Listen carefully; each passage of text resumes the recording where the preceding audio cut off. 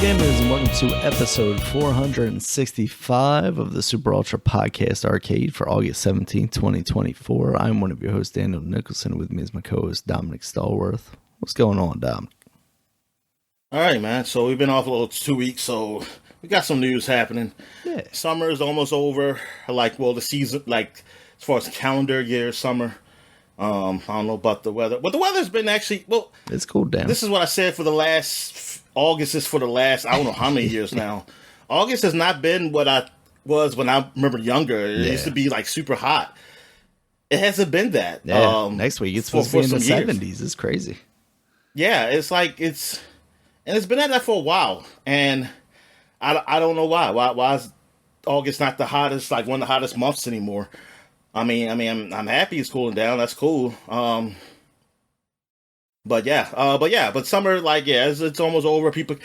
Kids are already, like, in some places they're starting to get back to school. I know colleges are opening up for people to get on campus. So yeah, it's getting that time of year, man. It's getting that time of year, football about to start up. Preseason has started. You got baseball's winding down. Yeah. Yeah, man, that's just cool. Get right down to sports. So Olympics has happened. Last time I checked, U.S. was leading in all medals. I think they are leading in all medals, definitely. But they were leading gold too at one point. But I don't know what the final tally was. I never did look back. So in my mind, they lead. They won. So it doesn't matter what. Tell you otherwise, Dominic.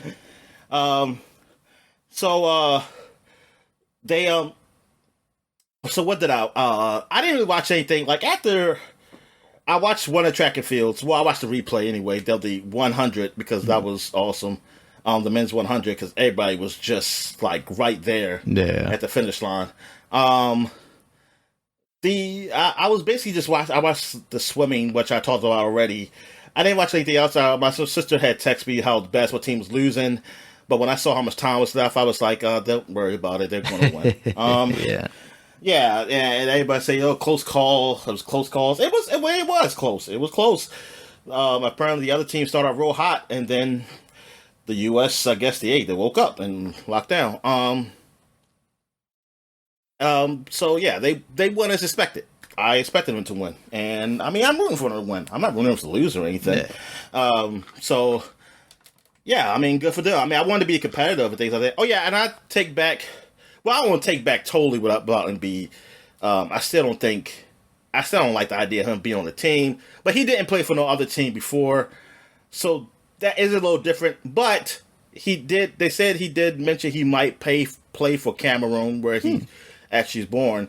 And the next Olympics, then I'm like, wait a minute. See, that's where I don't like. Like, I don't like the idea of, hey, you can just switch teams like that because, I was like, come on, man. You can't.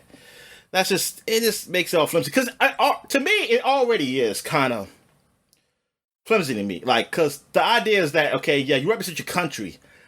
But it's almost like the idea of that you lived in that country, you trained in that country, and now you represent that country.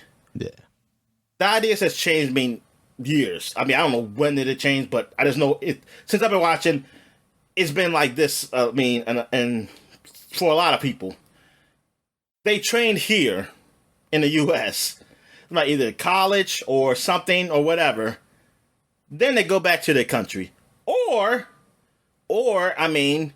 they could be living here. I don't know. Maybe they're not full citizen or dual citizenship or something. But then they represent the country. And, yeah, so it does just change it, because, like, you training here, and I get it. Some people say, well, in some cases, it's that, because we don't have that there at our own country.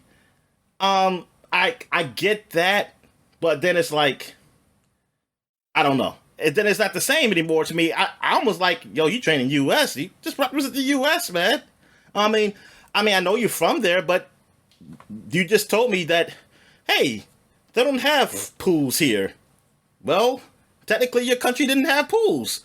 How can you represent your country if you don't have pools? If you have pools, I understand it though. I don't really care. It just makes it. It just changes things. I don't look at it the same way though anymore. I don't look at it like, my country beat your country. It's almost like, hey, my country outsourced our sources so you can be good. And now, yeah, on the thing, you got your national anthem playing, but hey, you trained with us. You trained over here. It's like, what's the difference? Because with a guy, I think it was I forgot what the competition was. I think it was the long jump. And the guy, I think because I forgot what country it was, and they said, "Oh, look at him." You see, then they show LSU, and people were cheering at LSU. I was confused, like, why are people cheering at LSU? He said, "Oh, because," and they show him in his backyard, and in Louisiana. I said, "What time about?" I said, "Wait a minute, how is he in his backyard, Louisiana, if he's from?" I forgot the country he was from. I said, "This doesn't make sense." Then it's like, "Oh, the parents are from there. They went to LSU," and I was like, "Was he born in America?" I said, that just changes everything. So he's just by name only associated with that country. He's done everything here. I don't know. I don't know about that. I think that's stretching it. Yeah, I'm like, that's our gold medal. Add that to the gold medal rankings. Because I'm like, come on, man. I said, I don't know. I said, it's one thing like you moved over here or you went to college here, but you still lived there. But he lived it. You said his backyard was in Louisiana. He was in Louisiana. I said, come on. All right, but it's like, whatever. But anyway, yeah, that's Olympics. Baseball, it's still bunched up. Like nobody, like it's just going to be a crazy race come. Orioles, they are iffy. Fans are, I mean, this is like this for all teams, though. Our fans is all doom and gloom, like, oh, man, like, we should be a whole lot better, or like, oh, man, our pitching staff is not going to work. We're not going to survive to the playoffs, or something, or, hey, we keep leaving runners in scoring position. We do all those things. But then look at our record and look compared to everybody else, I'm like, these other guys can't be doing that great either, right?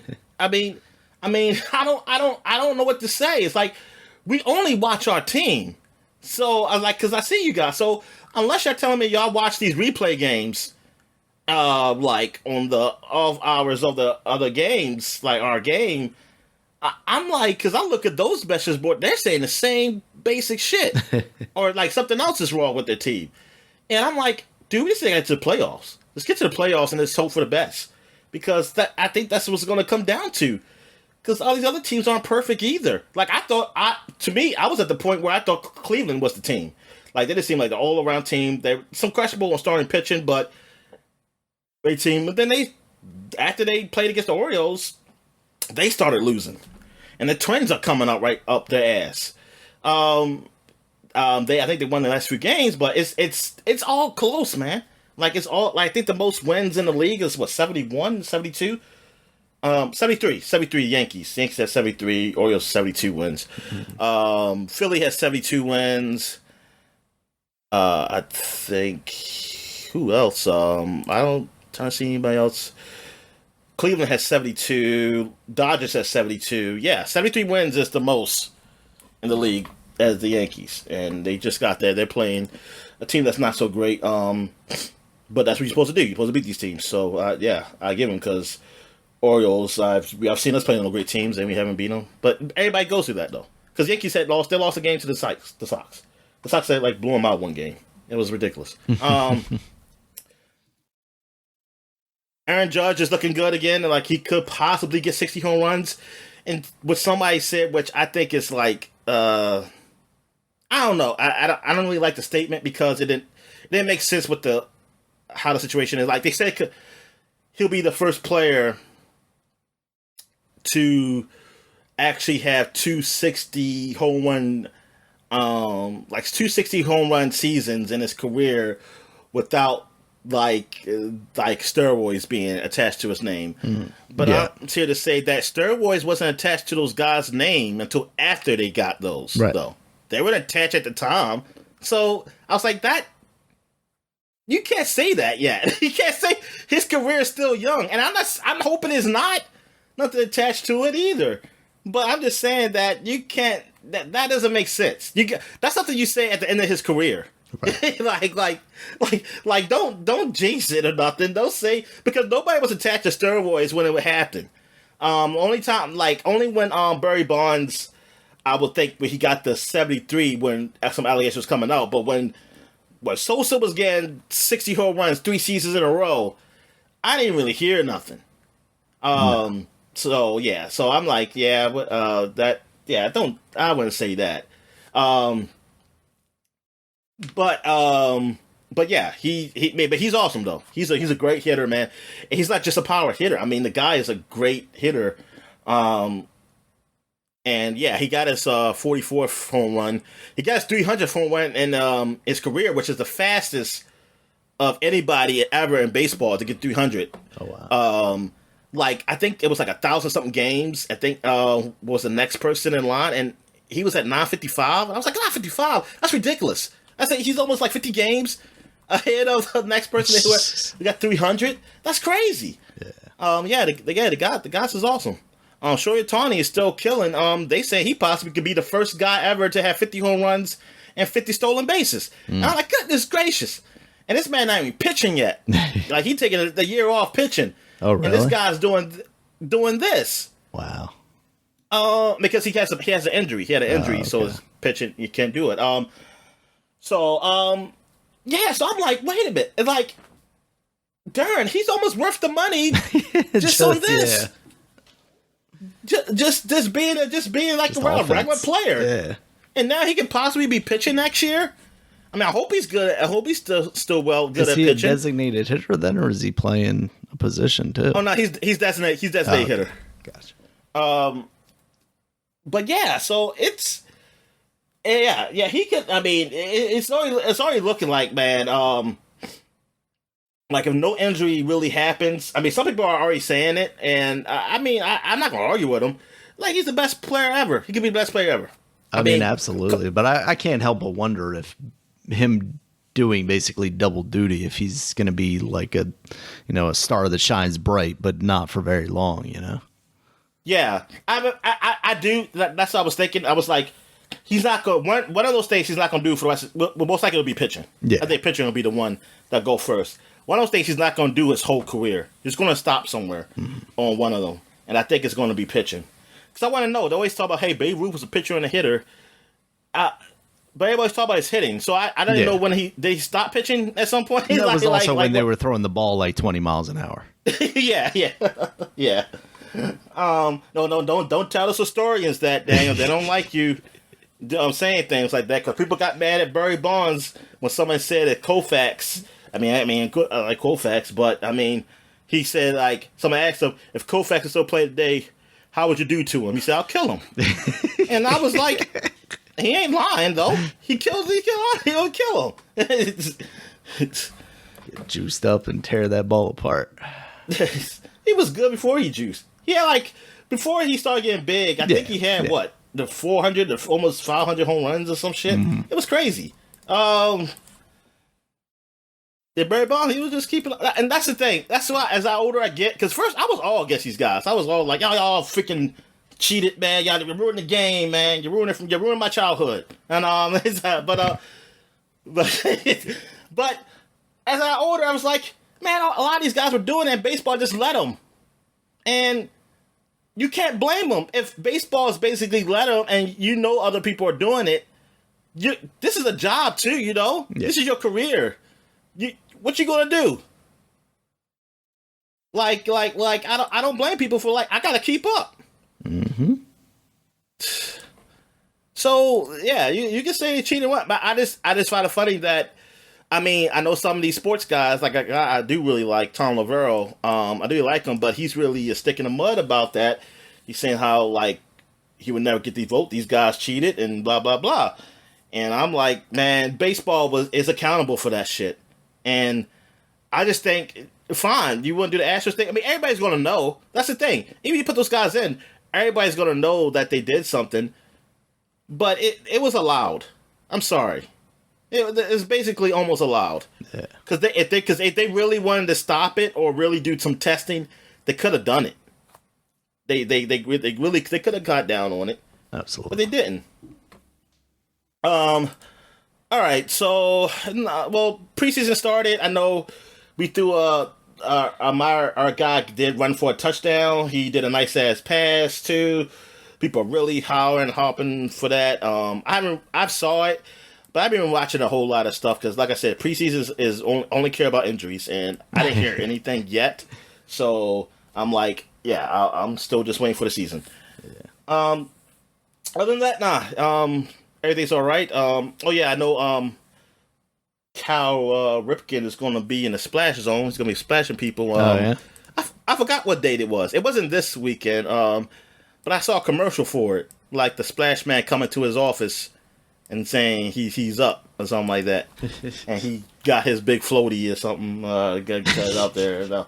Yeah, it was funny. Yeah. So that's it. Anything big happened in wrestling? Yeah. Since we recorded, SummerSlam did happen, and that was a fun show. I think overall the matches were pretty. Who are those good. Guys on the promo of the a Peacock that I see for SummerSlam? They're in the car. Oh, that is the new Bloodline. So with Roman going away, Solo Sikoa, who was basically his like enforcer, took over as the tribal chief, and then you got Tama Tonga, Tonga Loa, and Jacob Fatu, who are basically like his underbosses now. But as of SummerSlam, Roman did come back, helping Cody Rhodes defeat Solo Sikoa, and that's kind of kicked off the feud between Roman and the new Bloodline, which as of last night culminated in Roman Reigns getting beat down. So family fighting family? Yep. They're continuing the civil war. They're continuing to find either Samoans or Tongans to fill out this stable, and everybody's assuming that at some point, we're going to get in vacation Hawaiians.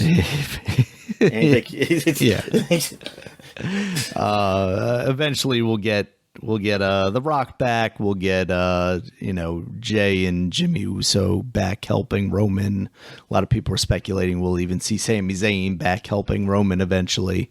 But Roman right now is exactly what Vince wanted him to be for the longest time, just the biggest babyface in the world up until he came back. Because he's been gone since WrestleMania. We haven't seen him at all. And people have just been chanting, we want Roman, we want Roman. So, he came back, speared Solo Sikoa, and that was it. People were popping for him. So that's good for him. Gunther beat Damian Priest for the championship on Raw, thanks to Finn interfering in that match, helping Gunther win.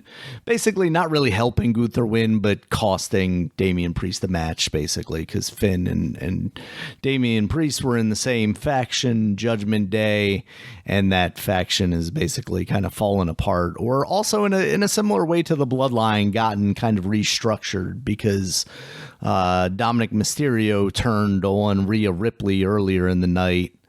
Costing Dominic her Mysterio. the match. What is this? That is Rey Mysterio's son. Oh, yeah, and he's got a very Eddie Guerrero look going on right now because he's like a superhero. It's a good name. Yeah. He's like a super heel right now, and he's kind of leaning into, because back when he was super young, he was on the program, and they actually had a ladder match between Eddie Guerrero and Rey Mysterio for the custody of Dominic, because basically Eddie was saying that he was his son. So he's kind of really leaned into that gimmick. Like, he's got the mullet, he's got the mustache going now too. And that's really working for him. Now he's paired up with Liv Morgan, who has kind of come in and infiltrated the Judgment Day while Rhea Ripley was off, while she was injured. So they're doing a similar kind of story with the Judgment Day now that they're telling with the Bloodline, and that's been really successful with them there. So I think this will work too, as long as they keep it unique enough, and I think they're doing a good job of that. It was kind of funny though, because like watching SummerSlam, it was all enjoyable. But then like thinking about it more, like almost every one of those matches ended up with some kind of like outside interference or distraction, which most times people would be super upset about. But I think they executed it well enough that it actually worked. Because, yeah, I'm trying to think of a match where there wasn't something odd that happened. Because, like, Bailey versus Nia Jax, Bailey was basically cost the match by being distracted by Tiffany Stratton trying to cash in.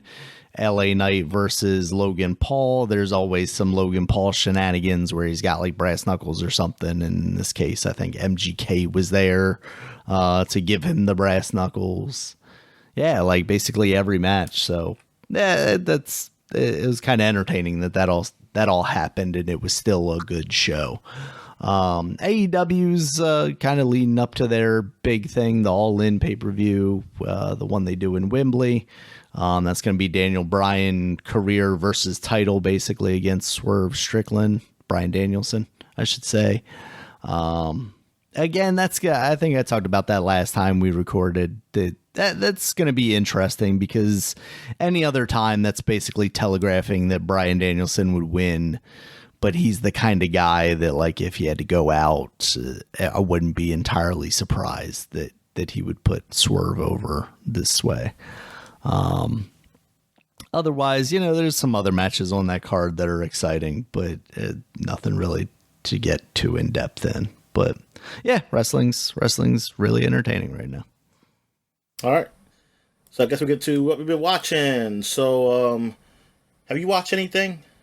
Not really anything outside of House of the Dragons, which you've got on here. I did I watched a good portion of The Great Wall, because that's that Matt Damon. I was going to start that too. Because it was leaving Netflix. So I was like, you know what? I've had this on my list forever, and it just seems kind of stupid enough to be interesting. I didn't realize it's also got like Pedro Pascal in it. It's got William Dafoe in it. Like, there were a lot of people that I didn't even. A lot of non-Asians, right? Yeah. Yeah. I mean, there were plenty of Asians as well. No, I mean like the big, like the names. Like, I just thinking Matt Damon was it, but it was like, oh no, we gotta. But this is also, I mean, obviously Willem Dafoe, but like this was like pre Pedro Pascal blowing up, really. So I was kind of surprised to see him there as kind of the sidekick to Matt Damon. What I saw of it was about what I expected of it. Is like, it's kind of entertaining. It's cool seeing all these like different factions of warriors trying to protect the Great Wall of China in their like Power Ranger-esque colored attires. Like, oh, the people that do this are this color, and the people that go down on ropes are like blue, and it's like, oh, that's kind of neat. Yeah, because I saw the beginning. My sister just had it on when she had some get together at her house, and I just saw. I didn't really understand what's going on, but I was like, "Oh, this ain't what I thought it was." Because I was seeing stuff like that, and I was like, "Oh, this is something else." But yeah, I was gonna give it a chance. I mean, I still give it a chance. I mean, I don't need to watch it on Netflix. I mean, there's other ways I can watch it. Yeah, I was going to check it out. I think I ended up watching something some other show on Netflix. Because I'm just kind of catching up since House of Dragons is off. I'm just catching up with some older shows I was watching but didn't finish the seasons or whatever. So that's it? That House of Dragons? So I'll just talk about something else before we get to that. So I went back and watched. Well, I'll put Civil War up here, but I didn't even finish it. No, but because I was watching all the like I said, the Marvel things again, and now I'm up to like I was kind of going in the order they came out, but then I was like, some of these I want to go. I just skip. I won't do Civil War yet. I'll just watch Guardians of the Galaxy 2 and which I already talked about, and then I watched Thor Ragnarok because I think timeline wise they said, oh, technically these took place before Civil War. Right. I think a lot of that is kind of nebulous enough that where they're not like directly competing with each other, so that you can slot them in wherever. So I watched Thor Ragnarok again because I haven't watched it since this probably be my third technically. No, this be my third or first or second. I think I seen it one other time when they first when they originally came out, but I wasn't really invested in it. Then I watched it again, and I had some complaints about like I think Thor is too comical. Yeah. And I still have those complaints. Like even watching this again, I mean I like the movie overall, but I still think his character is just. I think he should be more of like what Thor is. Like his comedy just goes with him being like right. The comedy is like fish out of water stuff. Yeah, because he. Yeah. I mean, yeah. Just like when he gets on Earth, you don't know when he understand your stuff. Like, oh yeah, I don't do this or that, blah blah blah. You know, like you see on the cartoons and shit, or even the comic books. And then, well, not the old comic book. 'Cause the old comic book was just weird having him like, oh, he's a human doctor or some shit. You know, like what the fuck? Donald Blake. And so I was like, Derek, because you have so many other characters around him that are funny that he didn't have to be the comedy. Yeah.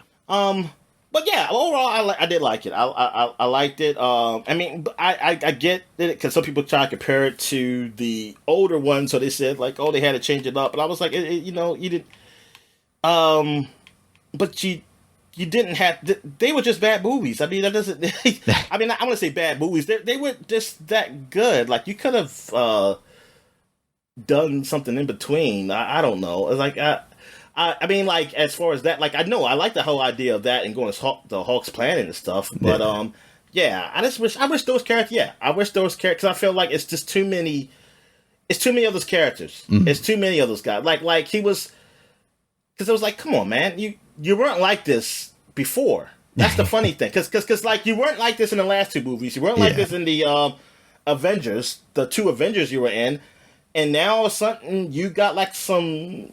Like you're like a Tony Stark kind of thing. Yeah, and then you pair him up here? Like with the Guardians of the Galaxy, and it's just like, oh, I've got two Star-Lords now.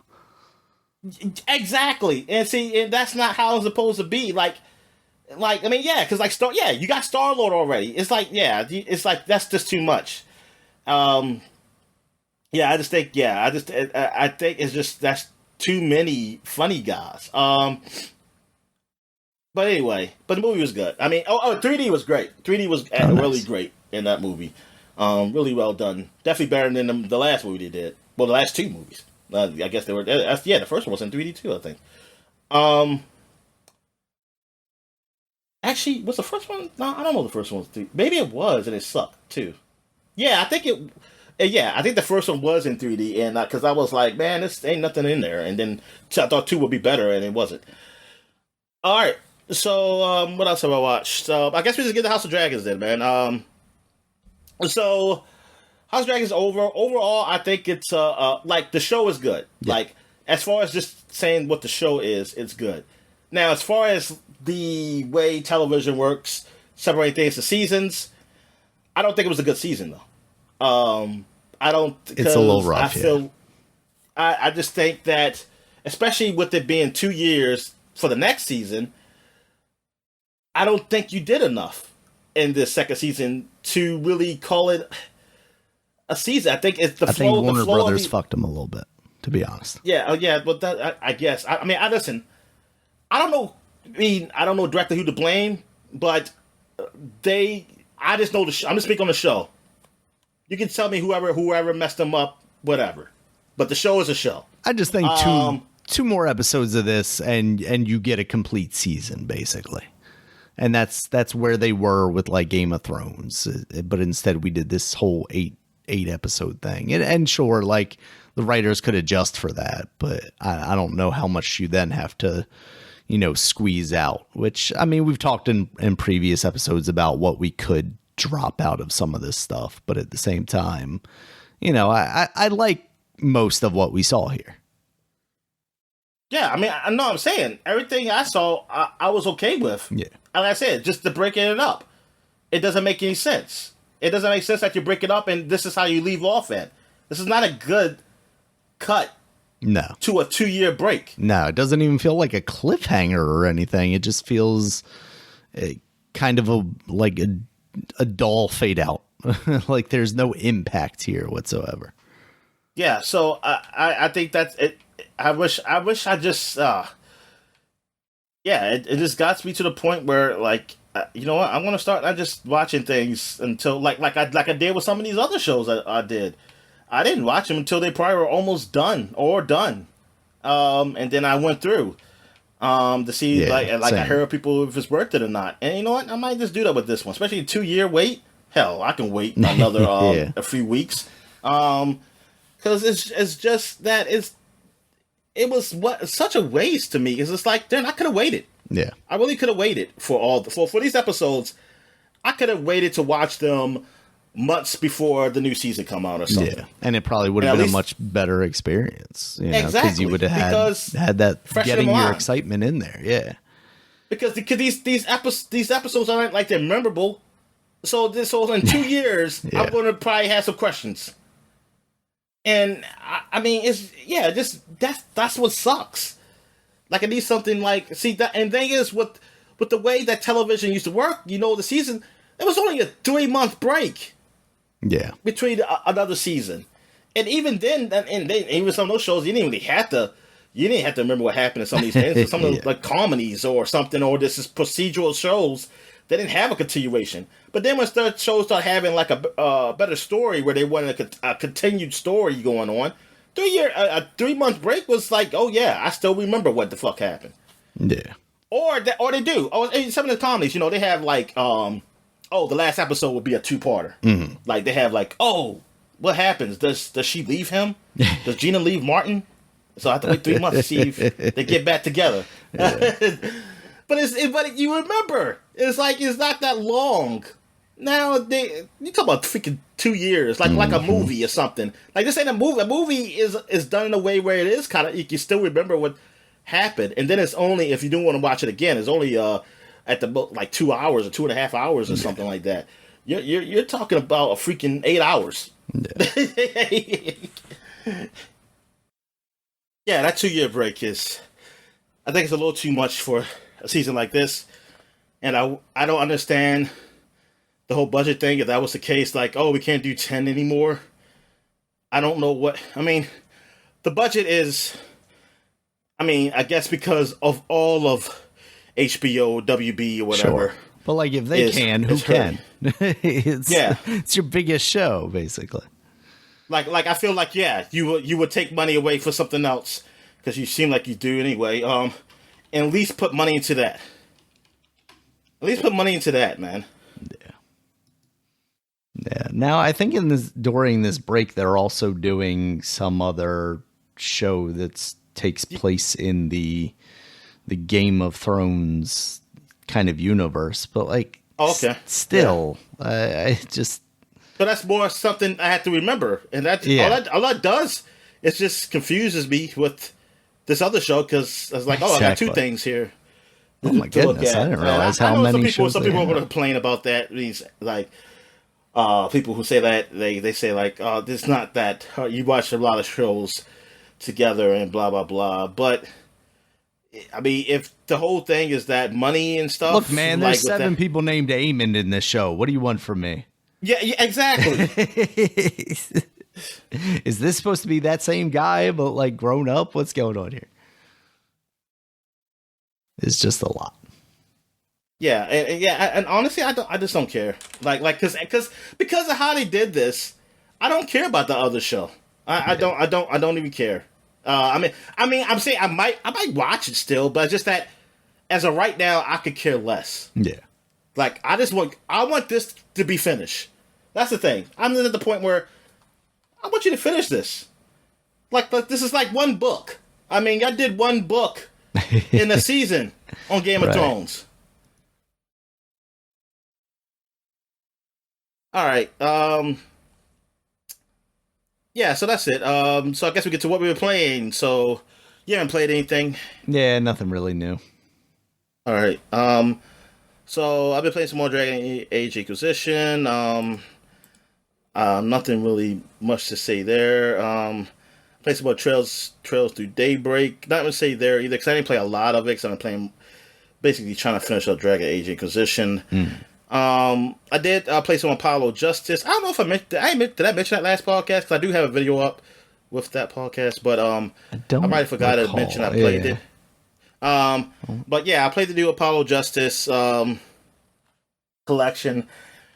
I just did the first court case from that, and visually it looks definitely a whole lot better than the Game Boy Advance one, or Game Boy DS, the DS one. I think that actually did originally come on the DS. The Apollo one started there. Yeah. So yeah, I mean, yeah, it was okay. It's okay. I still like the idea of Phoenix Wright not being a lawyer in this, but gameplay wise and stuff of that nature, it's all right. What else? Did I play? I tried out the first Descendants, which is that cooperative type of shooter. Kind of remind me of Outriders. Oh god.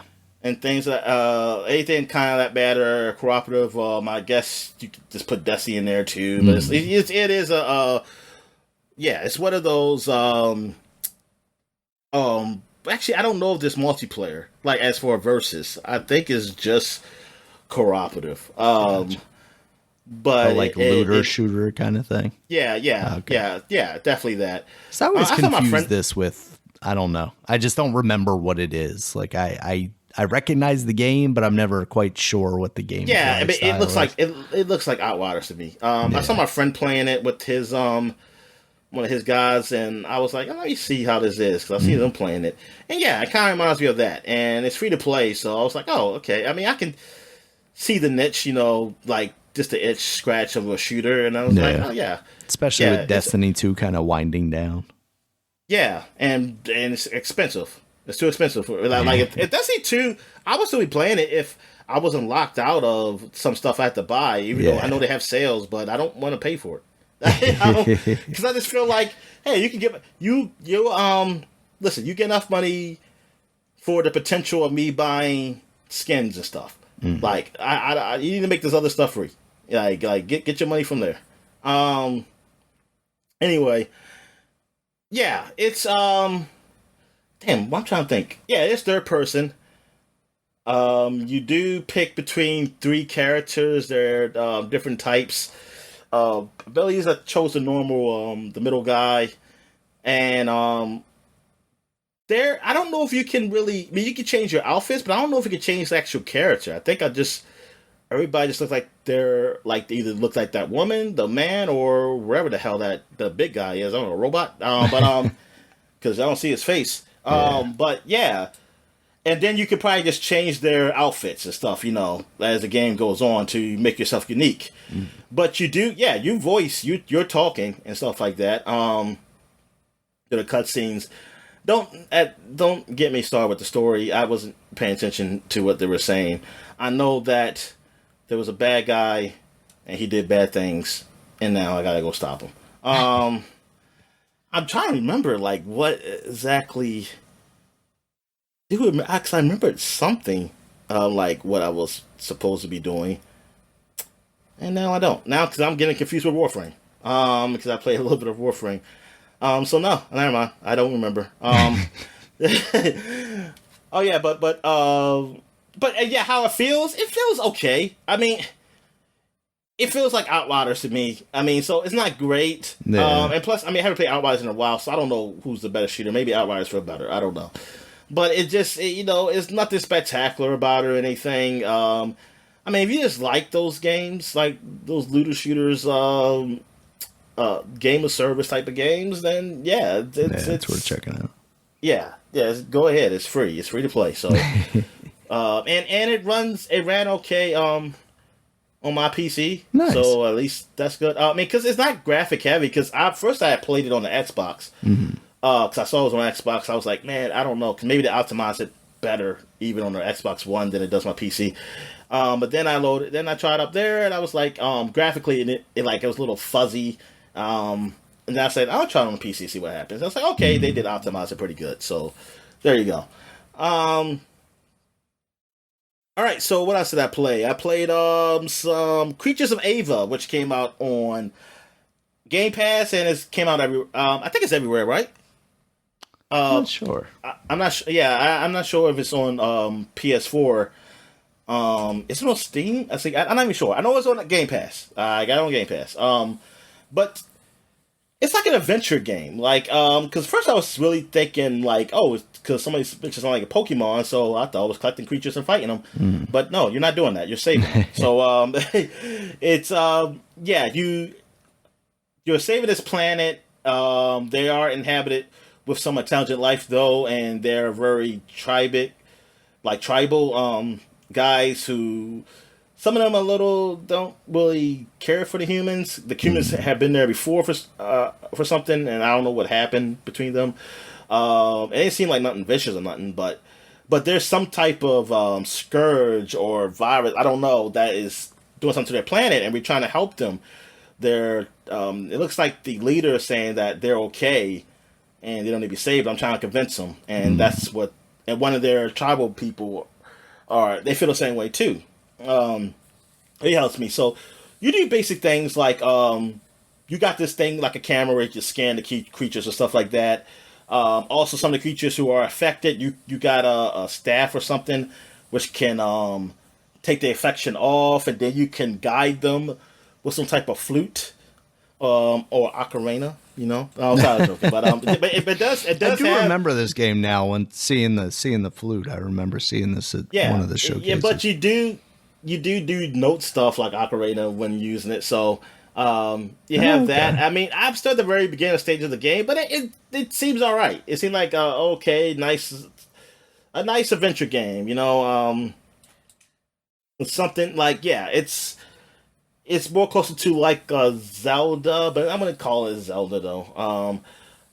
But it's not action packed. But it's a lot. Yeah, but it deals with these nice cute creatures and things of that nature. And you're trying to help save this world. Yes, very very very PC. Very PC. But yeah, it seemed all right. I did want to play. I was like, I wouldn't mind playing more of this if I was to play some other games or anything. But yeah, I'll give some more of a shot. It does have voice acting, not all the way through though, but it does have voice acting in like it. Just in cutscenes type stuff. Yeah. Gotcha. What else did I play? Oh yes, and the best game that I played is EDF 6. That's Earth Defense Force 6. Nice. Where you fight big bugs. I thought this was like an old one at first. I was like, oh, are they? This is just like a they like putting it out again. Is it like a little remaster or something of an older game, EDF? Because I don't even know what number we're on now. And then I saw like, 5 already did come out, and I think I actually played 5. I want to say on PlayStation, on their on the PlayStation Plus things. I think they had it. I think I played it through yours, and so. Because I was thinking, I thought I was playing 6, and 6 just came out on PC or something, and then I saw like, oh no, 6 is new, and playing it. This game, I mean, yeah, there's a reason why I thought it was like a old game and being remastered, because it looks like it was for the PS2 era. It remastered up, to this era. See, Dominic, these are the games we get when we ask for lower budgets and shorter timelines. Now, like, I get it trying to be cheesy as far as, like, the whole premise. Yeah. But it didn't have to go cheesy with the graphics, though. But it's like, so this game did originally come out in 2022 in Japan. So, I mean, there's a little bit of an excuse. Oh, so 2 years ago, these were those graphics there. Whatever. So, what did I, was about to say. Oh yes. So how it starts out, oh my god, like they force you to walk slow and the people the dialogue is so bland that like it's funny. It's funny because I'm just laughing because how bland it is. I mean, and like what they say, and and like and Amy actually fighting. There was the way they talk, man, is like what guy would say. I wasn't meant to fight this. All I was a scientist. I don't know war. And then but he says so bland, so freaking monotone, like it's like what the fuck, and then these guys were like, hey, maybe we should eat some of these monsters so we can have some food or something. And then it said, a couple guys tried to do that, and it didn't go well for them. That's like somebody said. They got upset tummies. And then yeah, it's just like just the random. I mean, you can go look it up because people post it. And I think Donkey just put a video up of that game. Yeah, it's pretty funny, but yeah, but okay, now to the gameplay. Yeah, it's what it is. The EDF game, and the controls are freaking. They're not great. Yeah, man. Because I was messing up, and thank God I had cheats, so I couldn't die. And I wish they would let you test your weapons before you choose to go in, because I'm thinking I'm getting a nice gun, and then I'm like, I mean, the gun is nice, but it's like a pulse kind of thing gun, like it charge up, and I was like, oh, fuck this. I thought it was like a freaking machine gun type of weapon, and I was like, I don't want this, and then I had to go quit the game. Also, I never seen the aliens. Always thought were. I mean, they are like the spiders or the ants and stuff like that. But those are the monsters apparently from the aliens. Now I don't know if this is the same storyline from the old ones. I think 5 and 6 are more connected than anything, I believe. But you actually see the actual aliens. They're giant looking frogs. Ouch. Those are the aliens, and then the monsters are what they use like to send out to do the bidding. And I want to say that was sometimes the monster attacking them, or I don't know, they were in control. I have no idea. Oh no, I think the guy mentioned. That's why he was saying we should try to eat them, because he said the aliens. That's their food source too. They eat the monsters or something like that. And I'm like, oh okay. Yeah, these giant frogs with guns. That's like the first enemies you fight in this. Because first I was like, oh, you fight frogs now. Instead of the spiders, and then you realize, oh, that's the actual aliens. That's the actual beings. I say, oh, I never got that far in the game to actually see them. If you ever do, I have no idea. I never beaten the Earth Defense Force game. I always played it. I had fun, then I just stopped. Which I probably would do with this one. And because there's like I think it's like 150 something missions in this game. And I mean, some things could, and I don't know how long they really go. I mean, I wouldn't call it short. I guess it all depends how fast you kill those enemies. But I imagine it takes a while at the beginning because you're just starting out. But yeah, man, it's I mean, yeah, it's that game. Yeah, but like I said, graphically, man, it's really not great. The dialogue is stale, and I don't know if that's on purpose. Like the game is graphically looking good. Then I could say like, they did it on purpose. They're going for cheesy B movie, but it feels like they are just cheesy B movie instead of going for cheesy B movie. Yeah, exactly. And they're gonna get a big profit from this game. Yes, they should, because this game should not have cost that much. But it's an Earth Force game. There's really not much to say that, but it's a very cheesy game. And yeah, like I thought it was a very old game. Man, I thought it was like I was thinking like, oh, this ain't the newest one. This is like an old one they probably did again. And no, it's not. I was like, oh wow, this doesn't look that much better than any other ones I played. On these older consoles. And then I was watching Donkey's video, and he was saying like, because the frame rate was so bad, I was thinking because like, damn, man, they didn't optimize it, so they can't even play on my 970. Computer, but no, it's just bad, because he said he had a 4080 or something like that. He said like, this is the frame rate. I was like, oh, okay. So I say, oh, so it's not my graphics card. That's a problem. All right. Jeez. So that's it. That's all I played. So I guess we take a quick break. When we get back, we get to the flashback segment. All right. And we're back.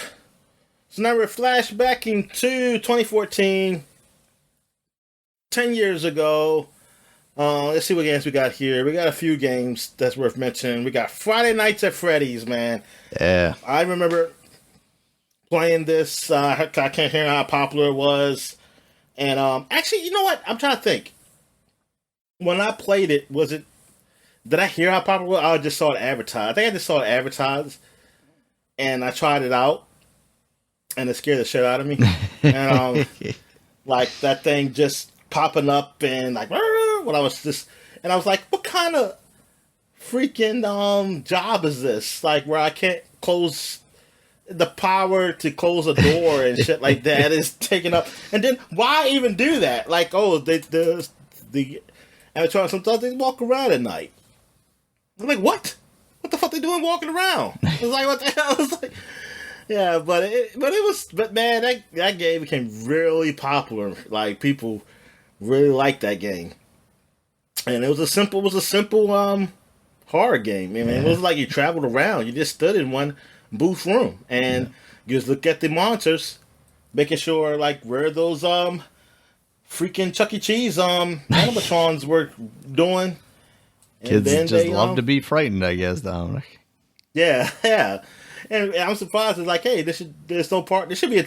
Should have been a partnership. It's like, hey, we got the Chuck E. Cheese version. You see Chucky coming in, and like, it's like, well, you don't want Chucky to be known as that or something like that. I mean, at this point, like they aren't really doing anything else with Chucky. What?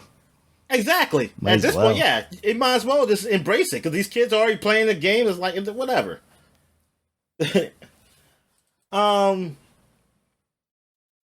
So yeah, that game. I mean, yeah, it's just, and then we got so many versions after this. Now we got a movie. Is it a movie or television show that's coming out? Cause I've seen it advertised. I don't know. Let me see. I did start searching for this because the movie came out last year, and then let's see, Five Nights at Freddy's 2, 2025. This is something I see like on Amazon Prime with their ads. Yeah, I think the movie's available on Prime, and it might like just be available now on Prime. Oh, okay. So maybe that's why they're doing ads more. Yeah, it's included with the Prime subscription now. Looks like it also might be available on Max. Nope, not available anymore. So maybe Max had it and lost it, and now it's on. I thought it was on like Paramount or something originally, but yeah, because it's a Universal Pictures thing. So now you can watch it on Prime with ads. Okay, so yeah, so that's Friday Night at Freddy's. All right. So now we're going to move into PT. Yeah. So PT came out PS4. This is supposed to be like Silent Hill, the new Silent Hill game. Mm-hmm. Well, we didn't know, right? We did this say PT at first. Yeah, initially it was just released as PT, and I think we knew it was somehow related to Kojima.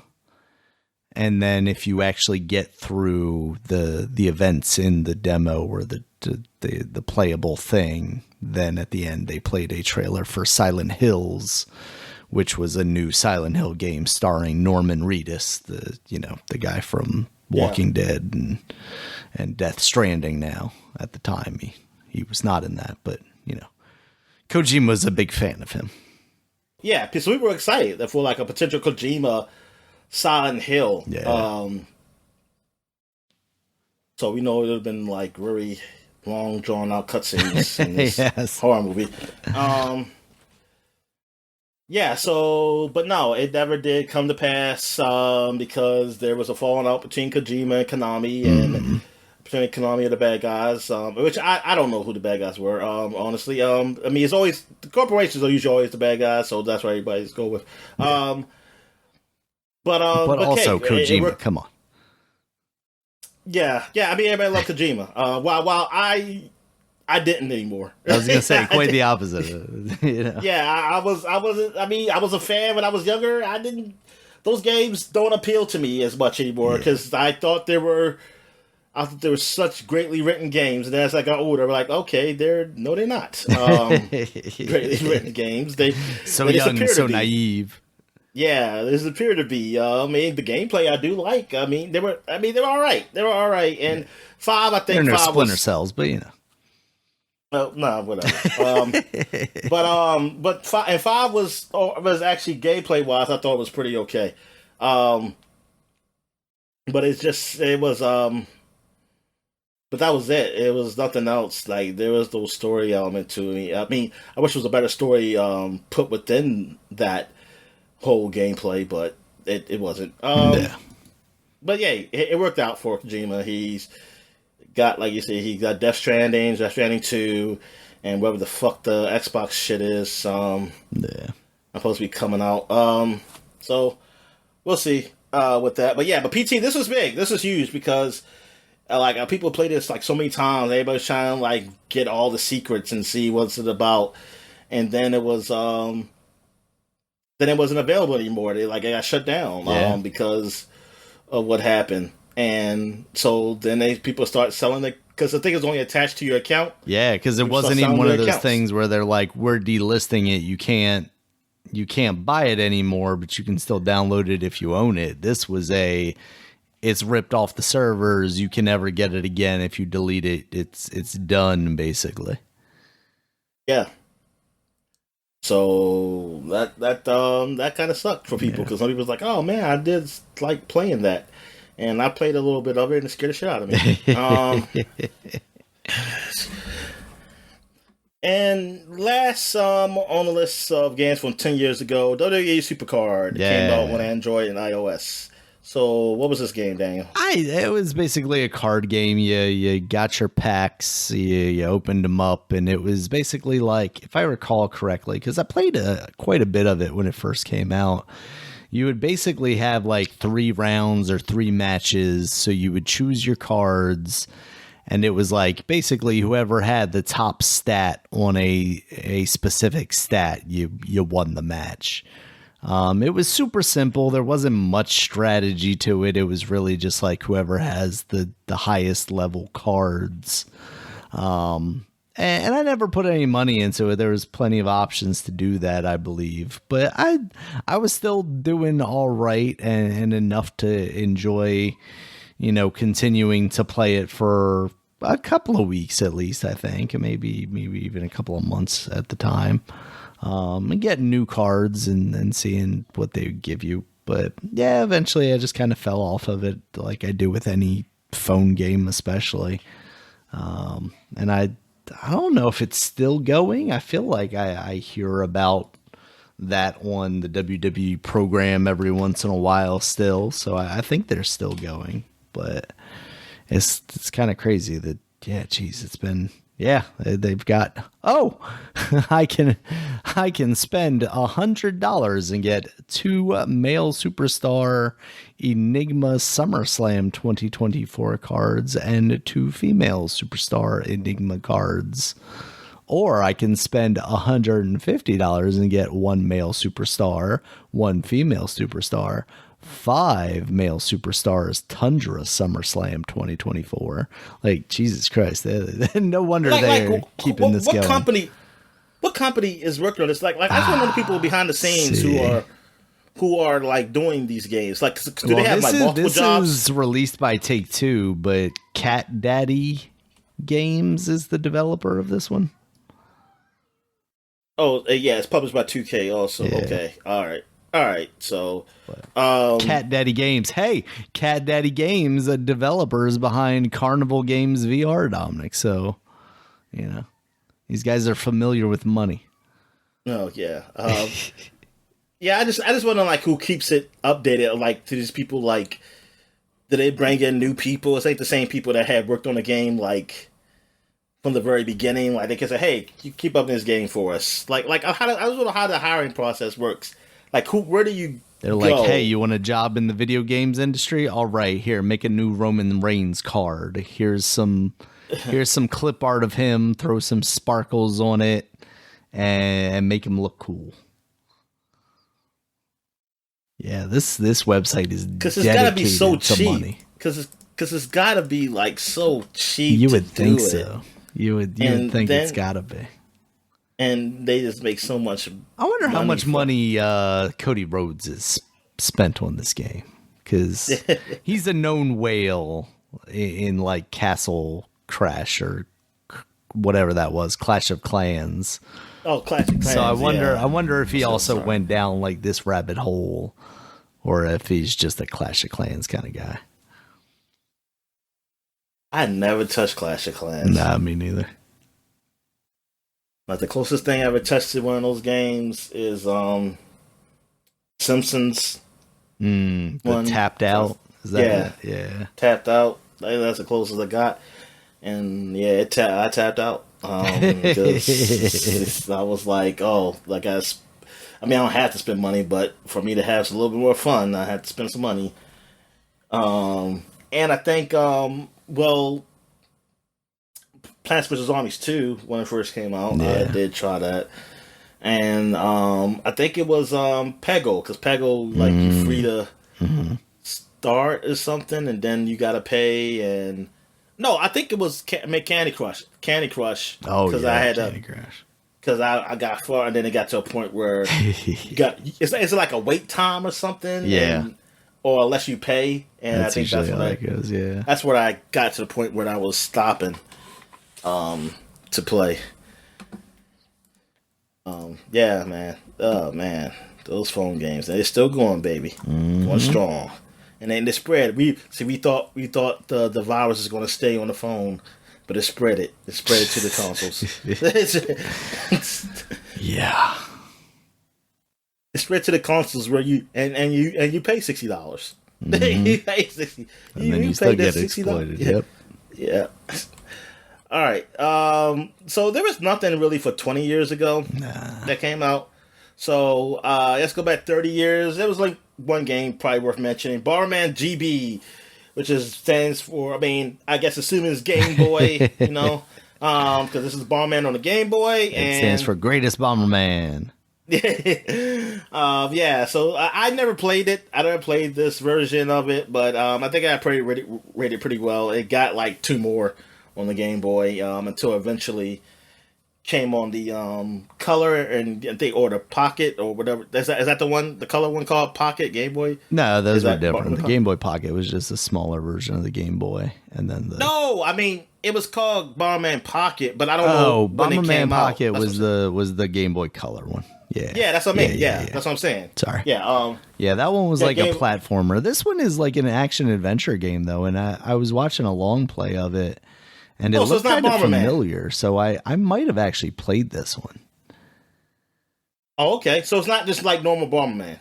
No, like it uses normal Bomberman like gameplay where you're dropping the bombs and moving around, but it's less multiplayer focused and is like, oh, you got to kill all the enemies in this level while clearing the brush or stuff like that. Yeah, I guess this was that big on the link cable times. No, not quite. Yeah, they did have, but there was a lot of games like that until later on. Man, they made it so like, I definitely hate the ones that say like, hey, you gotta have 4-player people to play the game, have the game, and link your cables. All right, yeah, so that's it for the flashback segment. So we're going to take a quick break. When we get back, we'll get to the gaming news. All right. And we're back. So let's get to the gaming news. What we got, Dan? All right, Dominic. First up, Epic Game Store has finally launched its mobile launcher. So if you are a fan of having multiple stores on your phone, if you're an Android user in anywhere in the world, basically, you can try that out. Or if you are an iOS user in Europe, because, they actually have some sort of regulations over there. So they're like, hey, Apple, you got to open your stuff up. So that means people in Europe can finally directly download Fortnite again instead of having to like try and subvert, weird ways of doing that. I'd be interested to see if they go like the Amazon marketplace route, because years and years ago, back in the day, when Android was still pretty young, Amazon had their own store, and maybe they still do. They had their own exclusive store in their tablets and stuff, but they used to have it available for everybody, and as a means to get people to use it the same way that Epic Store does or Epic Launcher does on the PC, they would have free games. So that's how I got like Lara Croft Go and Hitman Go and stuff like that back in the day. And I don't think I have access to that stuff anymore. But I would be interested in getting some of the more like meaty mobile games to just give it a try if they're making those available for free to kind of incentivize people to get into this.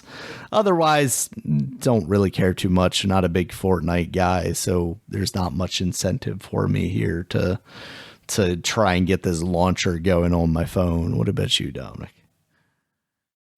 All right.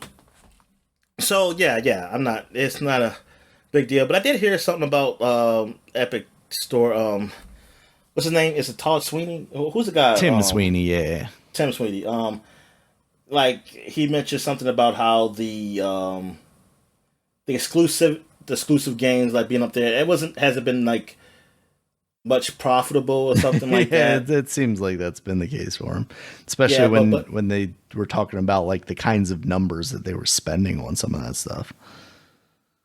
And that their biggest one is the free games has seemed to help though. Mm-hmm. Oh, really? Okay. Giving away the free games. So, man, I'm hoping that that this will be the end. Like they'll just stop doing exclusive. Yeah, I mean, for the developers, that seemed like it was a pretty good deal though, because they got money up front, and it didn't really matter how their game sold. And then when it finally got to Steam, people would probably still buy it if they wanted to play it. Yeah, exactly. So it was almost like a double dip for them. But yeah, it probably didn't work out too well for Epic, because we knew that, right? Like we knew eventually they would be on Steam, and if I was so adamant about not wanting to use the Epic launcher anyway, then I could just wait, because I was probably already waiting 6 months for it to come from the console, when we're talking about stuff like Final Fantasy or something like that, So. And that's the big story from there. But I hope it stops that. So the game can just come out. I mean, it's like, cause we always talked about like it wasn't always a big deal about the Epic Store, and like people, like I don't know, they have their hiccups with things, and I mean, at the beginning, yes, Epic Store didn't have a lot of, some features that you didn't like but, a cart. Yeah, things like that, which is that totally didn't make sense. Yeah. But other than that, I mean, it was like, okay, for me playing a game, what's the problem? Right. Like, if I just want to play a game, does it really matter? It doesn't matter for me. Yeah, my problem is when I buy something in one launcher and then it opens up like 3 more launchers to finally get me into the game. And that's a whole new problem. Yeah. That's just a whole new, Like, cause like with Dragon Age Inquisition, I mean, cause technically you bought it. I mean, you didn't buy it, but you bought it through the free game thing. And so I don't know. Somehow that must have registered. So when I play it through Game Pass, it opens up EA Origins. Yeah. And then it opens up Epic, and that's why I was asking you, Pass. I was like, I don't know why to open up through Epic. It's like, I'm playing it through Game Pass. Can you just do it from there? Yeah. But it's like some type of confusion with it where it can't register like, hey, this is separate, but it's bad. Yeah, I hate that. And I mean, that's really with EA and Ubisoft and them having their own launchers. And it's like, dude, why you're making it shit like harder for people, more complicated what it should be. And like, nobody's buying stuff directly from them that I'm aware of. I mean, I say that, but I say that, but I'm pretty sure I bought the Prince of Persia from earlier this year through that. But no, I bought that through Epic Store too. And so also, I mean, unless it's got to be a sale, and then you have to know about it. Yeah. Like somebody told you, because you're not going up. Most likely, you're probably not going up there. With the Xbox Game Pass, like you open that launcher, it automatically opens up the Blizzard one. And I try to close Blizzard. They won't let you close it. They said this has to be open. And I'm like, what the fuck? It has to be open? Why does it have to be open? And then when I had download Valorant, because I was going to try it, and then I realized that's a launcher for Riot. And I was like, nah, because then I was like, because I had no space, because I was trying to download another game. I was like, I'll take this out. I don't need any other clients open, especially if you're forcing me to have it open. Like, it's one thing, I don't care about having a client, but why are you forcing me to have it open? Because I was trying to close it. Yeah, because now you're using those resources to run that in the background. Yeah, and I'm like, that's ridiculous. It's like, it's supposed to be, it's a partnership, be a partnership. Be it that you actually have it embedded with you or something. I don't want to have to go, like, have this other client open. Mm-hmm. All right, but good, yeah. So the app it launches on Android, so that's good. Yeah, I mean, it's just good so that iOS people, hopefully eventually around the world, not just in Europe, will be able to get access to Fortnite again. I wonder if we see a spike in Fortnite players again from mobile. So we can see a lot more Doom players. Yeah, let's go. Yeah. Oh, you ain't got it up here. Doom being in Fortnite? Yeah, I mean, we talk on and off depending on how much news we have about what's going on in Fortnite. But yeah, that is kind of a big deal right now. What is it, like Total Doom or something like that? And then when he takes his mask off, it look like Robert Downey Jr. No, they're saving that when they relaunch that when the movie comes out. But yeah, they've got, Doom's Castle in there. It's got a whole bunch of Easter eggs, like the Fantastic Four all captured. They turned the thing into his throne. That's kind of disrespectful. God damn. Yeah. He wrapped up Reed into a ball, and you can see in the game that it's still breathing. So he's like still alive, which is just gross. Sue is just a chair in a box. So you don't know if she's like just trapped in this box or if she's dead. And then he's just got Johnny's heart ripped out. I'm surprised he ain't got her like how, like Princess Leia. Yeah, exactly. Maybe that's how he does. I mean, maybe that's what the box is. And then you have her invisible, so you don't know if she's really naked. That's how. That's why you have her in the box, because you got to know where she's at. So you just stare. You stare at the box, Dominic, and you pretend like you know what you see. What's Johnny Storm doing? Nah, he's just got his heart ripped out of his chest. Oh, yeah. There's just a heart that's on fire in one of the display cases. So yeah, there's a lot of cool Easter eggs in there, but they seem like they're doing, kind of another big update there after people were kind of not too satisfied with that previous one where they added all the vehicle stuff. Yeah, so that's, Fortnite does some really cool stuff. I got to give them credit for that. It's weird timing for this whole Doom thing, because the movie is announced but not coming out for quite a while. I don't know. Yeah, I know. Yeah, if it was intended to be tied in with the announcement of it, or what, or if it was something else and got changed. Yeah, this is for kids, man. I'm sorry, like because this stuff. See, for somebody like me, it annoys me. It's like you're not even there. You're not even out yet. I don't need you right now, but. It's for the kids. It's because kids have short attention spans. They gotta remember. Yeah. Yeah. So they'll do this now, and then they'll do it again, when that movie comes out, and the kids will be like, oh, that Fortnite thing. Awesome. All right, Dominic. Next up, Grand Theft Auto San Andreas VR, which I admittedly have completely forgotten was a thing that had previously been announced for the Meta Quest. That has been delayed indefinitely. According to Meta good. Now. That's unfortunate. I mean, that seems like it would have been a cool thing, but I mean, yes, I can imagine being cool, but yeah, it sounds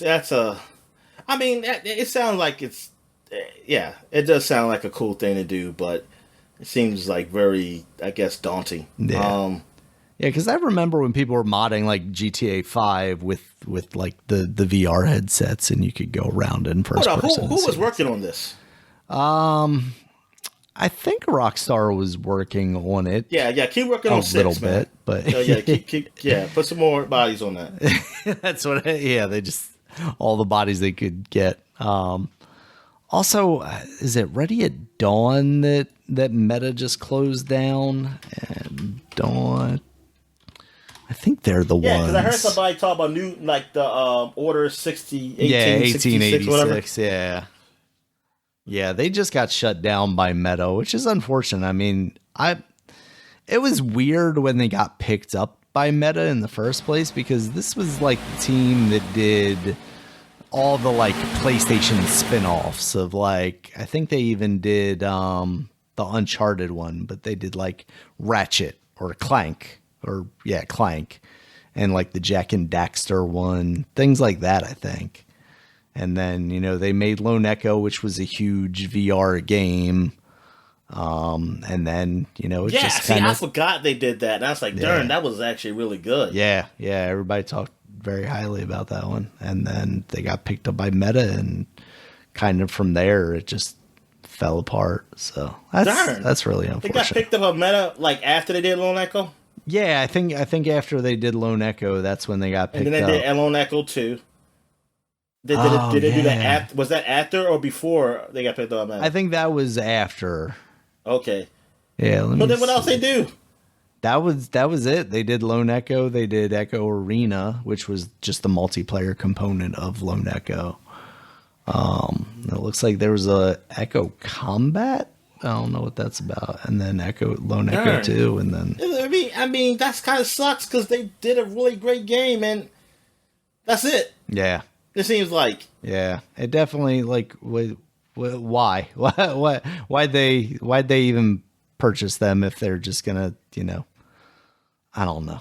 The games industry is so weird right now. But yeah, they picked them up in June of 2020. They had released Lone Echo in 2017. Then they released Lone Echo 2 in 2021. So they were underneath them when that happened. And then in April of 2023, the studio was hit with layoffs, which resulted in roughly a third of the employees being laid off. And then just now they closed the studio. So that really sucks. Like, that's a lot of talent. You know, because these are like former Naughty Dog. I mean, obviously, I don't know. The studio's been around for a while, so obviously they've cycled through people, I would imagine. But, you know, it was started as people from Naughty Dog and Blizzard. So, like, you know, pretty serious people. And it wasn't the Clank game that they made. They made the Daxter game for the PSP, and then the God of War games for the PSP. And then, of course, they made the Order 1886, which, you know, you can give or take. And then they transitioned into the VR space with Lone Echo. So that is very unfortunate. All right, Dominic, next up, we've got a new Darksiders game has been teased. If they go back to what those games kind of started as 3D action games mixed with a little more RPG elements in that second one, then that's pretty cool. If we're talking about another like overhead, you know, dungeon crawler style thing like that last one was, maybe less interested. What do you think as a franchise? Are you still interested in Darksiders? Could it make a triumphant return? Maybe, but yeah, I'm not. Yeah, I kind of. I mean, lost interest. I kind of think it's over. Yeah. I mean, I don't know. I never did, because I never did. I liked that really first one, and the second one came, and it was okay, and I didn't. I never. It was just the timing. Timing wasn't good, and I just never got into it. And then 3 was wasn't that. Was that the one that was isometric? Yeah, that was the isometric one. Yeah, so that's when I was like, oh, well, I guess they don't got a budget to do a 3D, and then they went 3D again, and then that wasn't that great. Yeah, so I'd be interested. It definitely feels like a game kind of out of its time. Like, if it had released the games back when that first game came out, and they did a multiplayer one like everybody talked about, because obviously you've got 4 Horsemen and whatnot. I think they could have had something relatively big. You know, that was during like Gears of War's height, or something, and stuff like that. Even if it wasn't multiplayer, it was like you can switch. I don't know. It was something, because when they showed like at the end of the first one, that's what I was thinking. I was thinking like, oh crap, the other three are coming. I said it seemed like epic. So, oh crap, this is gonna be big. And then it was just you were just death. And I was like, oh, okay. That's like, I guess the other guys are doing something else. They're busy. They got sidetracked. And we'll find out their stories in the next games. Yeah, I think they tried to long play that one a little too much, and it just didn't quite work You know out. what? And I'm glad. Like you know what? I think some games are learning from that because like God of War, man, I was scared that's going to be like a long thing. I was like, oh, they're going to stretch this out. I'm never going to see the end of this. 4 or 5 games. Yeah, but then Ragnarok is. I don't know if this is the last game, but the way the ending, it seems like it's at least a satisfying one. So I'm happy. I'm happy about that. That's what I wanted. That's like I don't want a big cliffhanger. Like, oh God, I can't wait for the next one. I was like, no, you end. And I mean, you know what? And Last of Us, technically that did too. That did too. Even though they said they want to do the other games, at least it wasn't a cliffhanger after that first game. Yeah. So even though there is a second game out, I don't have to play it. I felt like, hey, it's not like a must play as in like I gotta know what happens. Yeah. It's like, oh, it's ended. This was a good ending. And I don't know how second one ends though. I'm gonna say that it has a. If you like the game, I think it was alright. I don't know if it's a cliffhanger ending at the end. I mean, I have no idea honestly. Yeah. Because I think people were positive on it though, as far as storytelling goes though. So yeah, so like at least like if there's some reason they don't do another one, I feel like it should be it should be like, oh, we missed out on what could happen or whatever. I mean, some people are still going to say that because they just like those characters. They want to keep seeing them forever until they're horrible because people they don't know when to stop. That's the thing. People, I mean, that's just what we are here. We don't know when to stop. We don't know when to stop. We're like when dogs when they eat. Like they'll eat forever if you keep giving food. Like you gotta tell them to stop. You just gotta stop giving it to them and tell them this is it. This is the end. And that's why these streaming services are like those little maze bowls that slow you down so that you don't consume too much terrible content. You're just like, oh, I gotta keep looking around until I find something good. All right. What else we got? All right. Next up, Dominic, we got Red Dead Redemption. There's been some stuff in the past indicating that we might finally see a PC port of that game. It did end up coming out to the Switch. Yeah. Like, do you have any interest in that game finally coming to the PC? Like, did you replay it? I do. Actually, I will play it again if it can to the PC. Yeah. Because right now I'm not hooking up my 360 up or. Actually, I think I could play. Well, I can play it on my one, because I do have the disc. Yeah, I just have to put the disc in, and that's just a pain in the ass. I mean, I know. I mean, it's not really a pain in the ass, but it's just that I love the days of downloading. I can't just download it because then I have to buy it, and I'm not going to buy that game again. But yeah, I will buy it again if it was on PC though. Yeah, if this game was on PC, I would definitely play it again because I still have to play that DLC. I haven't finished it. Oh, the Undead Nightmare. Nice. Yeah. I still have not played that. Because it glitched on me. Because, I mean, the horse I had, it was like one of those 4 horsemen. It was the fire one. And then the horse ran away. But usually call him back. But the only one I can get is the pestilence one. And it looks ugly. Yeah.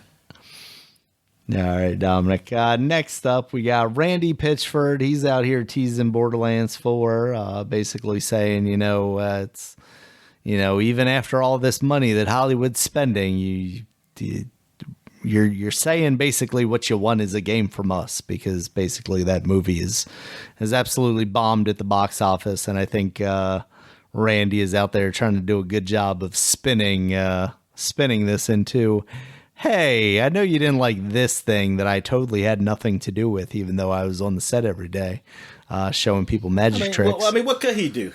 Honestly, that's all I want to know. What could he do? He could say, "Don't make Eli Roth the director for my movie because he's an awful director."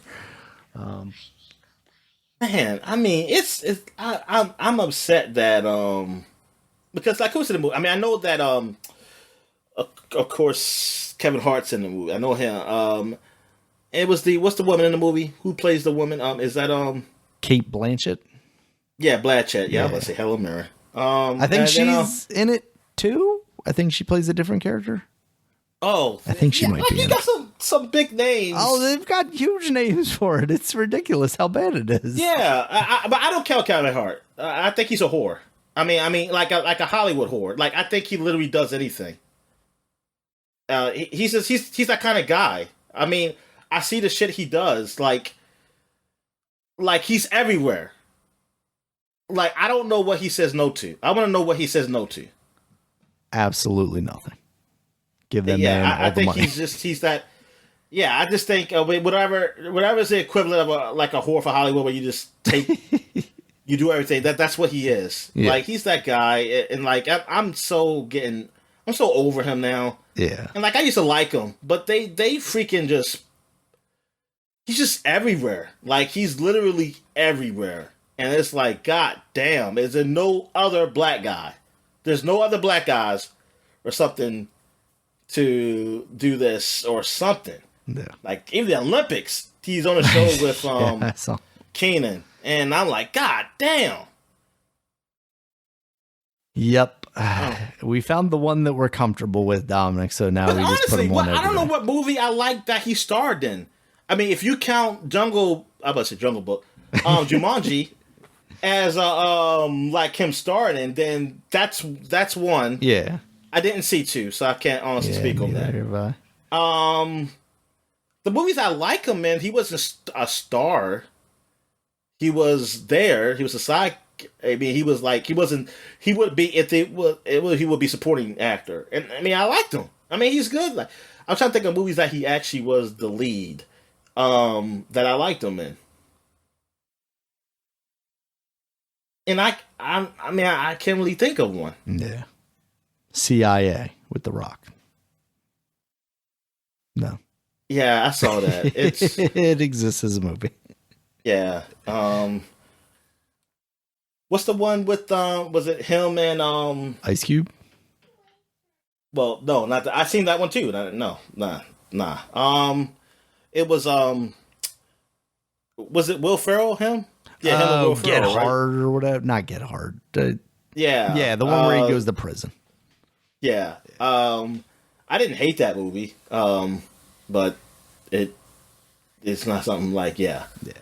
Now I didn't see the one with him and the guy from Breaking Bad where he was in a wheelchair. Oh, what was that one? Yeah, because the guy from Breaking Bad was a comedy. I think it was supposed to be based off a true story. Bryan Cranston played The Upside. That's what it's called. Kevin Hart supposed to be taking care of him. Oh my God, I don't think I remember this at all. And Cole Kidman and everything? Jesus. yeah, it got 43% on Rotten Tomatoes, so never mind. So That would there explain you go. why Like, I've never heard of this one. All right, Dominic, next up we got Dragon Age Vanguard has gotten a release date. It is October 31st, so it is coming out very soon. There's a new trailer as well, along with this. That game looks sharp, like visually, it looks, I want to say next gen in just that it's like very high resolution. The art style is obviously unique too. Inquisition. Yeah. What do you think around Vanguard in general? Are you excited about it? I mean, I'm playing Inquisition. It's almost kind of in the lead up to it. So, yeah, I mean, yeah, I'm somewhat excited for it. I hope it turns out well. Though I heard that you can't switch characters. They said you can't. You just play as your character and that's it. Which I think that's what you did in Mass Effect. But in these games, you could always do that, though. yeah. So this would be the first game you can't. And I don't know, because in these type of genre games, like we just had Baldur's Gate, like you can play as anybody. Yeah. Hell, in Baldur's Gate, they even make it so that if you talk with somebody who you're playing as, that's who will be talking. You'll be doing they will be the ones doing the dialogue. It's not like they be switched to the main character. That's pretty which cool. I think that was pretty cool. But in this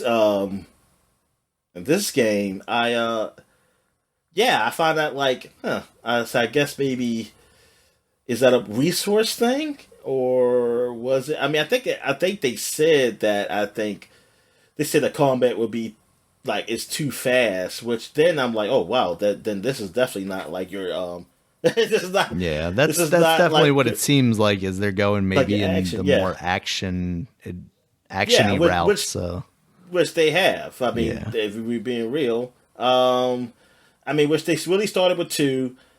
They tried to mix it up in three. Like three, you can choose. You can either pause the screen to tell them to go attack, or you can just attack. mm. And it looks like they're still moving towards that. Um, yeah, and like I mean, I don't. Yeah, I mean, still, you can say that combat's fast where you can't switch, which I don't know. I there's a lot of bull because I feel like there's ways to do that. You slow the game down when you switch and you slow it, and then you switch. Mm. I mean, I've seen it, and then also if hey, maybe I can't switch while we're fighting, but can I switch before? Like, can I just be say can I just be that character? But yeah, so I don't know. I don't know if this is a design choice, but I don't know. I mean, the cynic in me is thinking like it's more of a resource thing. That they want to put you more on like, hey, this person could do combos, like doing stuff like you control with the other characters, and that kind of sucks for me. But we'll see how this turns out. So how Vanguard is. I mean, yeah, since this will be the big Western RPG that's coming out since Avowed is next year, so this will be the big one. This will be as far as that genre, I guess really by itself. I don't know any other one that's coming out this fall. Yeah, no. So yeah, I'm hoping reviews hit for that and are positive. You know, that's been a long time coming, and you know, it seemed like it kind of went through a troubled development. And people liked the remaster collection of Mass Effect. Does that count? You know what? Yeah, we'll count that as a win. That's okay. That was a win for them. They got some positive PR out of that, so they just need to be able to spin that into some more, and not a Mass Effect Andromeda style Dragon Age, basically. Hopefully, that's not what this is. All right, Dominic. Hey, I got the last story of the week here. This is a kind of an interesting twist on a previous story that we've reported. Tango Gameworks, who had previously been shut down by Microsoft, makers of Hi-Fi Rush and among other things. So they have actually been opened back up by the PUBG publisher Crafton, like fully just basically opened back up, including former employees just being offered their jobs back, saying like, hey, if you used to work here, just come back to work. And it sounds like the results of that have been about 50% of the staff coming back, which I mean, I thought they just like boxed up all the employees when they shut it down, yes. And now they dug them back up, dug them back out of the attic. Yeah. Yeah, so I mean that's positive that those people now have jobs again. It's I hope that means the other 50% have been able to find jobs elsewhere already. That's kind of unfortunate that those 50 that have come back haven't been able to find jobs, but it seems like that's kind of the game market right now. How long they've been shut down? It's been at least a month now. Tango okay, so I Gameworks. It hasn't been that long. Yeah, it's not crazy. Now, I don't know if this is weird or not. So they also have the Hi-Fi Rush IP now, so they can make a new Hi-Fi Rush if they want. Wow. Microsoft has kept Ghostwire Tokyo and The Evil Within, which are also games made by that studio. I get that if you're gonna make another Hi-Fi Rush game, like you would maybe want the people that have previously made the game to make that game. But if I'm Microsoft and I'm allegedly as happy with that game as I said I was numerous times after people reported that you were not happy with the sales of that game, wouldn't you have kept that IP? That's what I'm saying. I find that weird because that's like when Universal kept Crash Bandicoot when they took Naughty Dog. Naughty Dog couldn't. They didn't let Naughty Dog keep Crash Bandicoot. Yeah, they kept that. And they, I mean, yes, the other ones suck compared to Naughty Dogs, but they knew. But hey, guess what? The IP because of that name is sold. And I'm like, I mean, I'm not saying no Hi-Fi Rush like Crash Bandicoot. I'm just saying that. But it's also one of the few like successes Microsoft has had recently. That's what I'm saying. Like why wouldn't? Yeah, I find that weird. I mean, I'm happy. Like as far as gamers, you would be happy with that because like the original guys who actually worked on it, right? Well, at least some of them are going to be there, to work on this game. But from a business standpoint, yeah, I'm surprised I didn't keep all those goddamn IPs. Yeah, exactly. I mean, you paid for that stuff. You might as well keep it. Yeah, I'm surprised. Maybe they were just like, yeah, we're never going to do anything with this. Take this trash. I don't know. It's just, it's such a weird story, though. Yeah, it is. Because like Twisted Metal for like Sony or something, it's like how many people who worked on the first game? I mean, we already know the lead guys out there, but yeah, like, like what? Like that? Nobody. Yeah, I don't. Yeah, unless the studio, like when the studio goes to be independent, you see that like where they keep it, like because they might have sold it back to them or something or something like that. But when you shut down a place, yeah. I thought the IPs were. I thought they just kept them. I thought it was implied. Yeah. Like, oh, they. And I think they did, but it sounds like they basically, like sold it off to them, I guess. So it's so weird that you would shut the studio. Like we talked about this. Like, why wouldn't you have sold off those companies if you wanted to get rid of them instead of just shutting them down? They have some level of name recognition, and now maybe Tango Gameworks wasn't the highest level, but they did have, especially with Shinji Mikami no longer being there, but like they did have some name recognition from the Evil Within games. That's what I'm saying. Money, I need to know like the money. Like, was it easier to shut? I mean, is it financially better to just shut down? Then they get a write off on their taxes, and then like Crafton sweeps in, and they're like, oh, well, we already got the money on our taxes, so I guess like you can keep that name if you want and just open that studio up if you're willing. Sure, why not? It's so weird. All right, Dominic. Yeah, and Crafton is based out of South Korea, and they are like I said, the publishers of PUBG. It feels like that's where a lot of the money is coming from nowadays in video games, between Saudi Arabia and South Korea, because you also got NCSoft there and Tencent. Tencent's been investing a lot of money in a lot of companies. Tencent is South Korea? Yeah, Tencent's South Korea. Oh, damn, I kept thinking they were China. Or no, I'm sorry. Yeah, they are China. What was I thinking? Yeah, they're in Shenzhen. Yeah, they're Chinese. Yeah. All right. The Asians are taking competing over. Life Simulator. Well, Japan is already there, but like now the other Asians saying like, yeah, we're getting our hands on this. I think they might be taking over. I mean, I feel like, Japan obviously is still doing their thing, but I feel like Japan is such a small market at this point that, they aren't nearly as influential in video games as they once were. Oh, nah. So America took that over. We took it from them. So, yeah, that is news over these past couple of weeks. Dominic, anything else that you might have seen that I might not have talked about? I don't think so. I think I mentioned.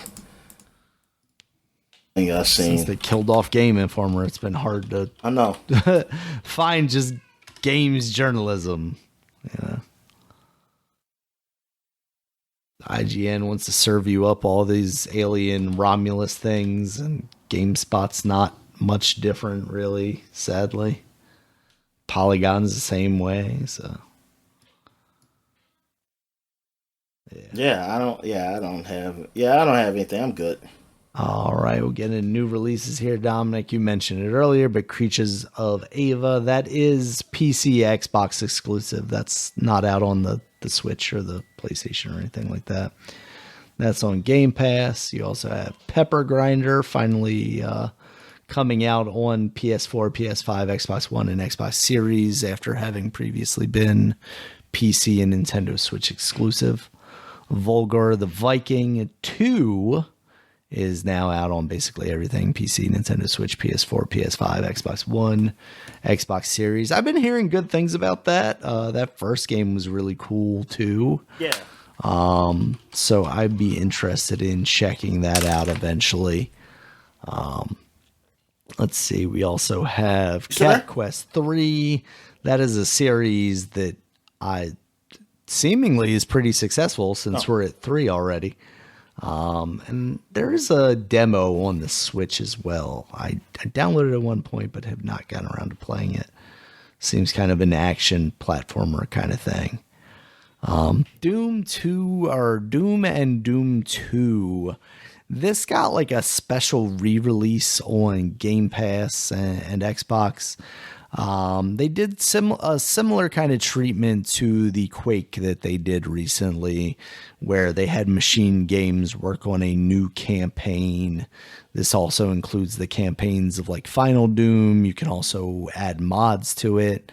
I think there was a John Romero campaign that he did somewhat recently, like 2 or 3 years ago, that is also included in this. And I just think that's a really clever way to have like new content come out while also not, blowing out budgets, making a whole new Doom game. You catch people with the nostalgia, and maybe you get a few new people who were familiar with, Machine Games' more recent work with Wolfenstein, who were intrigued by that. And kind of as a bonus thing for Game Pass, especially, I think that's very cool. The only thing is, I was disappointed that there wasn't like mouse free look, basically, like up and down.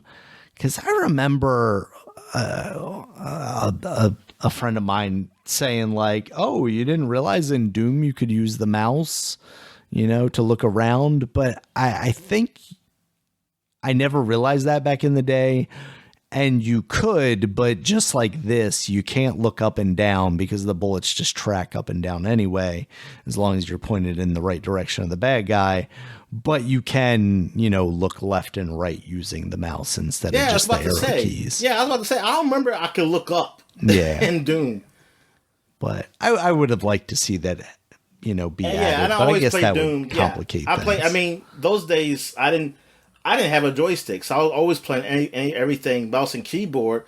But that was before everything was like totally 3D. Yeah, like you didn't have like a 360 movement stuff. Yeah, and I think that's by the time that stuff come, I had a controller. Yeah, and so that's why I can never go back. I can't really go back to mouse and keyboard because I'm not used to that. Mm-hmm. All right, next up we got SteamWorld Heist 2. I think that's getting pretty good reviews from the little bit that I've seen so far. That is like the kind of XCOM style, but in side perspective SteamWorld game. Steamworks is not what I meant to type in. SteamWorld Dig 2. Why did I say Dig? Heist 2. That is, it's 9 out of 10 on Steam right now. IGN's review is... I still gotta play the first one. It's an 8 on there, so yeah, it seems like it's doing pretty well. Positive vibes for that game. We also have Sam and Max: The Devil's Playground Remastered on PC, Nintendo Switch, PS4, Xbox One, What do you think, Dominic? Is a pretty big Sam and Max fan. Are you interested in? Yeah, I am. I didn't. Yeah, I knew it was out today, but I didn't see nobody. I guess nobody reviewed posting it yet. about it. Yeah, I haven't seen much about it. I just Yeah, because I was looking on GameSpot and they still had articles back when it was on PS3. Yeah. All right. We also got Kena Bridge of Spirits finally coming to the Xbox and Xbox Series. So former PlayStation exclusive there. Check that out finally. That's one of those games I would have expected to be like a Game Pass thing, when they make this deal. Because a lot of times you'll see these games that are formerly PlayStation exclusive. When they finally make it to the Xbox gets them under Game Pass. It's kind of like, hey, we got it finally, and you can just play it because you got Game Pass. Yeah. And then we got Madden NFL 25. The video game season has begun, Dominic, is what I would say if this was 10 years ago. NCAA is on just the next-gen consoles. Yeah. And this is on everything. Well, except for the Switch, I guess. Yeah, I mean, it's never never the case. Yeah. Even PC. It's on everything, but not the NCAA. I was like, God, man. I was like, I don't know. Maybe that speaks to how different they are. Hopefully, that they built this engine for NCAA and it just didn't easily port to PC, or the old consoles the same way that Madden does. Laziness. That's why I say dang. Could be that too. Could be not wanting to put the money into it also, Even though it seems like, the hype around NCAA was a lot more than Madden was. I mean, obviously the break, would amp some of that up. Oh, yeah. But also it just seems like, a lot of people are excited about a college football game again. I know. I mean, it was always better than Madden. Yeah. It was always better than Madden. So, yeah, those are the new releases this week, Dominic. Well, these past 2 weeks. You got anything else for the people before we wrap this up? Nah, man, I'm good. All right. Thank you guys, as always, for listening and check us out. Oh, yeah, vote Trump. Oh, yeah? Is that what we're doing here, Dominic? This is... All right. Support him by going to the sister website, Twitter, twitter.com. Dominic is DStalworth5. I'm at Regulus MB. Podcast is at Superpod, SUPAPOD. Superpod.com is the website. You can check us out there. As all of our previous podcasts will link to all the places you can find us, including YouTube, where there's a video version of this podcast, as well as iTunes, Stitcher, YouTube Music, Amazon, Spotify, all those places. Until next time, guys, talk to you later. All right, see ya.